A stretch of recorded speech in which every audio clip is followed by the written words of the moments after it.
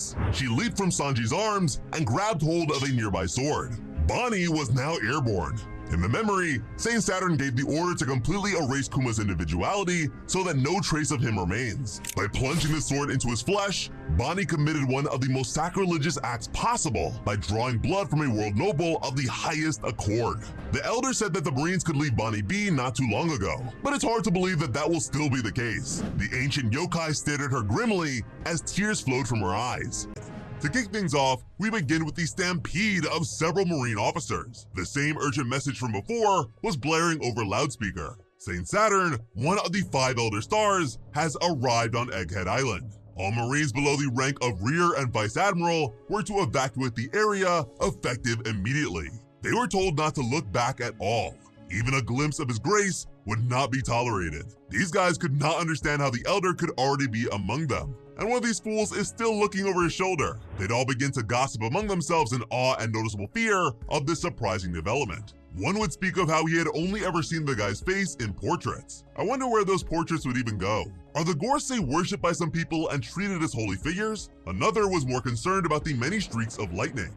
Now that is very interesting to me. So is it literally lightning? Or is this a hockey thing? Is the whole Conqueror's hockey lightning thing a visible phenomenon?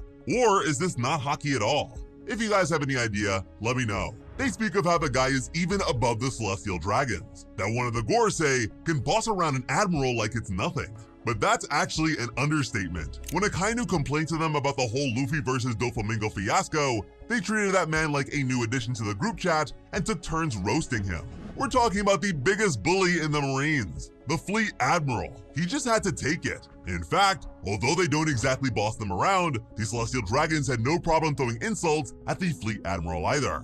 The question then became, why would someone of such high status come all the way here from the Holy Land? One thing I love about One Piece during world-shaking events is that we always have guys like these that are kind of like the echo chamber of the world. Whatever they're saying and or speculating becomes the version of events that the world eventually comes to know. They have a lot of questions, and the world government has a lot of secrets. Whatever actually makes it to them will most likely become knowledge to the public on some level. Hence the need for them to distance themselves from the truth here and not see that one of the gods of their world is a cow spider abomination. As the lightning continued to surge overhead, St. J. Garcia Saturn absolutely reeked of malintent. Either that, or the fact that he probably smells like cattle. The Marines of a high enough rank to remain in the Great One's presence began to yell at Bonnie for stabbing one of the 5 elders. Now, in the last chapter, Bonnie's attack definitely looked a whole lot better. With a wider look, she pretty much just hit this guy with a thumbtack. He is huge! The Marines were in a total uproar and all prepared to shoot her down. You know, it's behavior like this that doesn't help how the Celestial Dragons see these people. Imu forbid you get stabbed and everyone around you decides that the best way to protect you is to all unload their rifles at the attacker while you're still right there. Stella cried out Bonnie's name in dismay as she continued to grit her teeth and cry.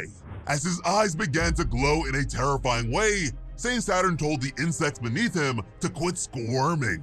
Which is one hell of a thing to say when the itsy bitsy spider can be a description of your life story. He made it clear that if he didn't desire to be stabbed, he would have just dodged. Saturn blasted his power directly at Bonnie's head, knocking her away with a spurt of blood. But before she fell, he grabbed her like a broken doll. Your average Celestial Dragon is terrifying enough because of what they represent. But man, to actually have the personal strength to back it up is crazy. Sanji yelled Bonnie's name, but when he tried to approach, he experienced the very same sudden blow to the face and was repelled. Saint Saturn removed the blade from his bearded area, and to Frankie's shock, the wound disappeared. So we've got teleportation, some kind of headshotting ocular ability, and self-healing. That's a pretty good amount of abilities already. But I want to take the time to apologize to all the Sanji fans out there. Your Tin Man of a hero is already spurting up blood. We thought he might actually do something here, but it's not looking good at the moment. After that, these Marines decided to look like idiots again by taking the opportunity to apprehend Dr. Vegapunk. Saint Saturn, however, is too high up the ladder to get played by such a foolish tactical error. He told the Marines to maintain distance and not give their enemies an opening. All they needed to do was remain calm and keep their weapons aimed. Looking down at the Admiral, Saturn spoke of how unprecedented it was for Kizaru to be so slow in getting the job done. Kizaru apologized profusely for his failure, but admitted that he's gonna need a second to recover. He didn't believe he'd be able to move for now. And there you have it, folks. Luffy gave this man a beating unlike any he has ever had before. Kizaru cannot even move. Even Garp can do this much to Kuzan. That last attack was really something special. Looking over at a thoroughly exhausted Luffy, Saint Saturn could understand why this was the case. And from there, it was on sight. Saint Saturn immediately tried to stomp on the Warrior of Liberation and end his life. Now, I want you guys to remember this for later. We're gonna come back to this. Just before Saint Saturn's spider leg ran into the ground, Frankie did his job and hit Luffy out of the way with a strong right. And to prove just how vulnerable Luffy is in this state, that was enough to make him bleed. After knocking him away, Frankie went to grab him. Saint Saturn was interested to see that they were the sorts of pirates to stick together, even in the face of certain doom. Most would just sell each other out to save themselves after all. Frankie couldn't help but laugh as he grabbed hold of Luffy. Even the men at the very top of the world wanted his captain's head. And yeah, I guess that is a worthy flex at this point. If only he knew that they have all been following Luffy's career for ages now. Saturn admitted that Luffy and Bonnie's involvement in this situation was certainly unexpected. However, he was still very confident in their victory here, considering the entire island has been surrounded by their ships. With that being said, he also added that it would be quite the feat if they managed to escape from such a hopeless situation. He spoke of seeing what fate has ahead of them. I was honestly surprised to see him acknowledge something that was even beyond himself. Besides PENUH, of course. As far as sudden developments go, we can't forget that the ancient Iron Giant woke up a few moments ago. Saturn then turned his attention to Vegapunk Stella. There was no doubt that the Doctor's betrayal was a heavy blow to them. He was very grateful to the elderly Doctor for all that he had done for the Marines over the course of their arrangement. We then get a glimpse at Saint Saturn's sadistic side. He decided that he wanted to kill each of them in the cruelest order possible. He wanted them to die with the regret of daring to defy the world government. I can definitely see where the Celestial Dragons got their cruelty from. Now, Saturn has no problem taking his time killing them, but when the opportunity presented itself, he did not hesitate to try and kill Luffy. That, to me, is telling. Saturn began to tighten his grip on Bonnie, forcing blood to erupt from her mouth. He blamed human nature. For whatever reason, people were all the more tempted by that which is forbidden. All Sanji could do was beg for the man to stop. He wondered why none of them were doing anything to save Bonnie. Frankie admitted that he can't. It was as if something was keeping him down. But I guess things like his arm extending were still possible. Vegapunk deduced that if this wasn't the result of technology, it must be the effect of some devil fruit ability. If Vegapunk isn't familiar with a devil fruit, then you know it is something special. While he squeezed her, Bonnie cursed Saint Saturn for killing her father. He looked towards her grimly. He then realized that she was referring to Kuma. The fact that he had to realize it was Kuma is peculiar. It implies that Kuma isn't her biological father. Saturn continued to say that Kuma was born to be a slave. Not that he was born a slave, but that he was born to be a slave. He described the former warlord as a descendant of people who committed a grave sin against the world, which reminds me of how Zunisha is still walking off a life sentence for a past crime. Another one of One Piece's greatest mysteries. Anyways, Saturn described Kuma to be a survivor of the now extinct Buccaneer race, the mention of which was enough to leave Dr. Vegapunk speechless with his mouth open. Was this not something he was aware of, or is the mention itself the concern? Hearing this reminded Bonnie of something that Kuma once said to her. As the Marines prepared themselves, she remembered him saying that when he was a child, he wanted to be a hero. Someone who could save people from suffering and grant their freedom. That certainly sounds like a fitting description for a member of the Revolutionary Army. Also, that one unnamed vice admiral is over here assuming a strange stance and is aiming his hat like a gun. Saint Saturn told all the Marines to aim for Bonnie's head, which is so dark, oh my goodness. Bonnie remembered Kuma saying that he wanted to live like the Warrior of Liberation, Nika. Bonnie repeated the name as a question. Kuma confirmed and said that he has always looked up to the figure. Kuma could be seen dancing with a much smaller Bonnie in the same stance Joy Boy is known for. As the legend goes, Nika would always come along laughing to the very same rhythm. Sanji continued to call out Bonnie's name. Meanwhile, Stella told them all to stop since Bonnie was only a child. Again, we have a mention of Bonnie being a kid. The memory continued with a younger Bonnie asking Kuma if she was going to be freed too. Kuma said yes with a smile, but it's clear that there was a lot more hidden behind it. This could mean that Bonnie was held captive at some point too. But it could just as easily just be her saying this in general as a kid. We didn't see any celestial brands on her or anything like that. But now it does seem like Bonnie was meant to meet Luffy. Bonnie's Straw Hat stocks just hit an all-time high. Let us know if you think she'll join the crew. But from there, we move on to what will go down as one of the craziest One Piece flashbacks of all time. We travel back 47 years and find ourselves in the South Blue Sorbet Kingdom. A baby has just been born, and he is a pretty big one at that. Guys, I cannot believe it. We are finally here.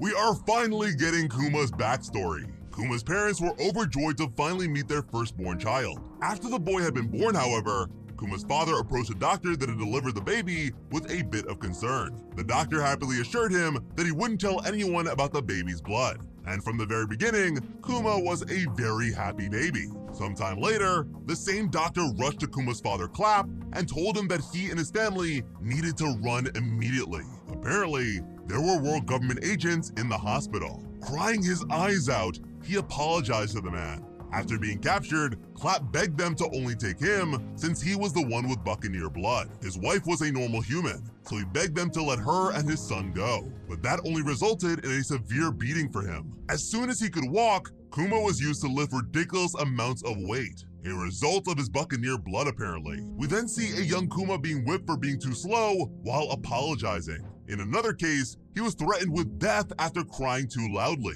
When they were reunited, Kuma's father questioned how his son was doing. With a smile, Kuma told his father that he was lucky because his master was so kind to him. After sitting his son down, Clap told Kuma that his mother had died and gone to heaven. Smiling through the downpour of tears, he spoke of how wonderful it was that she was in a better place now. Kuma cried terribly. His father reminded his son that he is strong. He knew that his son would be able to survive their torment. He needed his boy to be brave and bear it for him. Kuma didn't understand and questioned if death wasn't much easier. That's when his father told him that the warrior of liberation would come to save him, none other than the sun god Nika. Clap told his son that the name of the god had been passed down through Buccaneer folklore for generations. Plenty of other cultures praise the sun, but theirs is easily the most specific. He told the child that Nika would arrive to take him out to sea, where he would be free under the sun. He mentioned how Nika always smiles. By this point, Kuma's dad had a pretty pronounced scar on his face. He got Kuma to smile when he said that the people never fail to laugh when they hear his drumbeat. He proceeded to make the sound, but suddenly, blood splattered on Kuma's smiling face. A celestial dragon entered the room and shot Kuma's dad dead, all because they were too loud. I can't even lie, this series can be really painful to read at times. There are times when the celestial dragons make the god hand from Berserk look like Boy Scouts. That was Clap's parting gift to his son, the one bit of history he was able to share about their people. It's no wonder it matters so much to Kuma.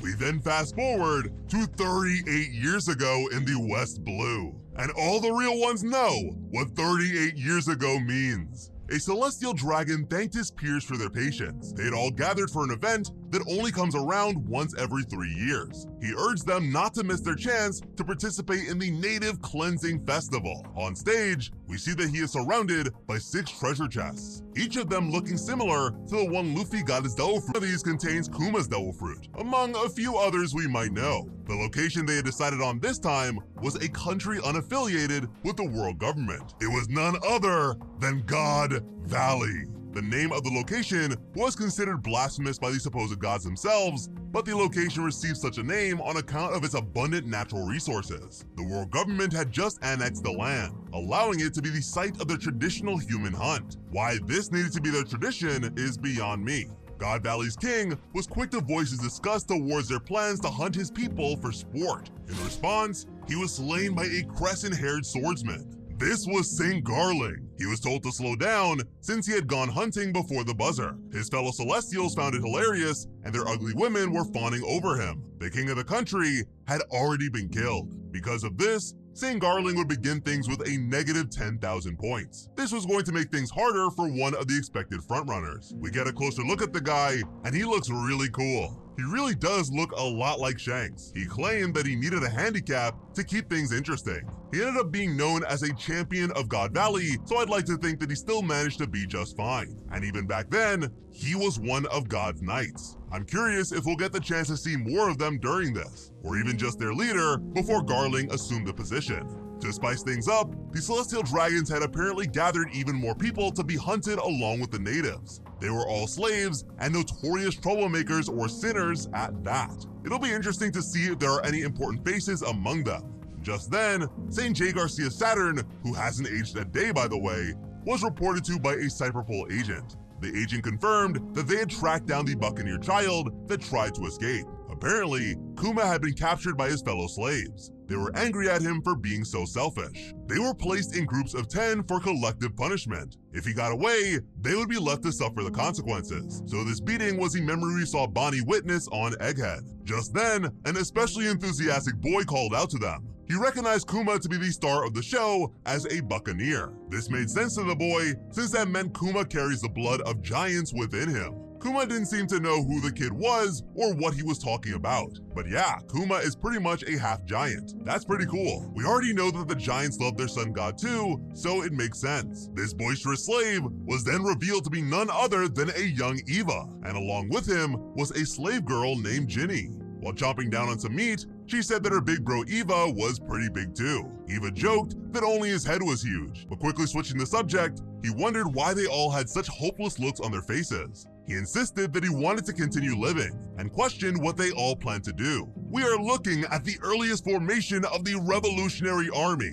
I have no idea who Ginny is, but because of that, I am very afraid to see what is in store for her. Some fans are even speculating that she might be Luffy's mom, mostly on account of the food, I assume. Luffy's whole appetite thing seems to come from his father's side of the family though, so I'm not too convinced just yet. Either way, we are about to learn the truth about God Valley. This is ridiculously hype. If Kuma and Eva are here, it's hard not to hope that Luffy's dad Dragon will show up too, rallying them in an unprecedented stand against the world government while his dad and the future king of the pirates Goldie Roger face off against the Rock's pirates.